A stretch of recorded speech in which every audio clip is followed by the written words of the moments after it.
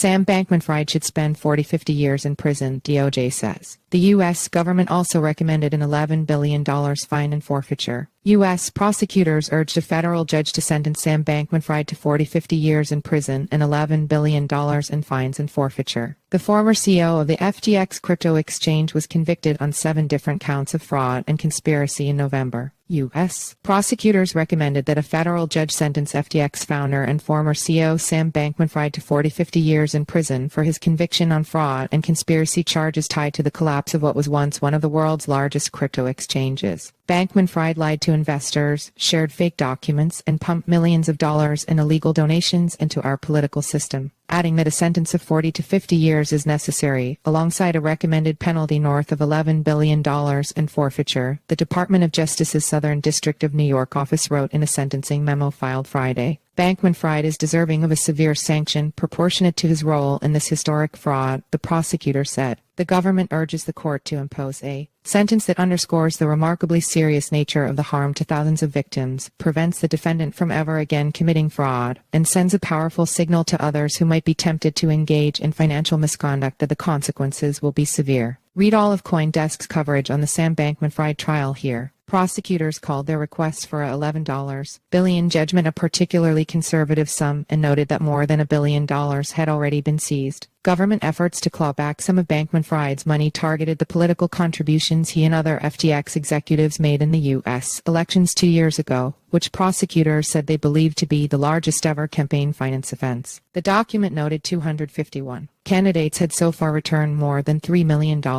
The prosecutors included a list of sentences for defendants who'd cost victims more than $100 million in a Ponzi scheme or other kinds of misappropriation, leading off with Bernie Madoff, who was tied to $13 billion in losses and was given a 150-year sentence. A proposed forfeiture order details where the funds would come from, including deposits in U.S. bank accounts that the government has seized, funds in a number of Binance U.S. accounts, and proceeds from the sale of Robinhood shares, bribes, and other testimony. A repeated theme throughout the memo is the idea that Bankman-Fried knew he was committing illegal actions but acted as if he was not bound by the law, the DOJ charged, walking through the evidence produced during his trial. To support this, the memo referenced testimony and allegations made by witnesses at the trial, including Bankman-Fried's former inner circle. He bribed foreign government officials, the filing said, referencing former Alameda Research CEO Caroline Ellison's testimony, and directed Alameda to take out a massive line of credit on FTX, referencing testimony from former Chief Technology Officer Gary Wang.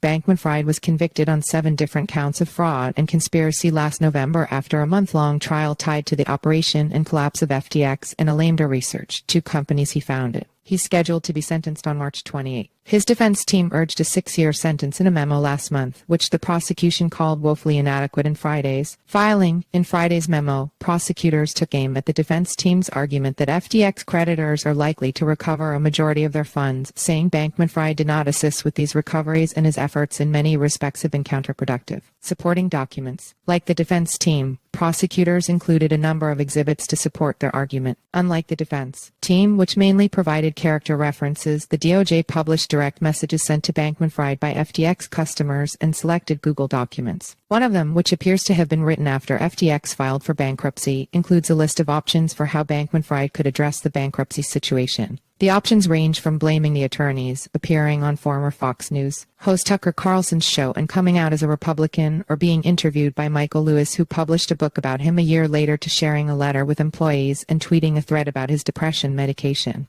Another document appears to detail options for FTX before and through its bankruptcy process. Yet another document seems to be more focused on how he might garner sympathy and share more information about FTX's situation. He knew what society deemed illegal and unethical, but disregarded that based on a pernicious megalomania guided by the defendant's own values and sense of superiority, prosecutors wrote in their sentencing memo. Cheyenne Ligon contributed reporting.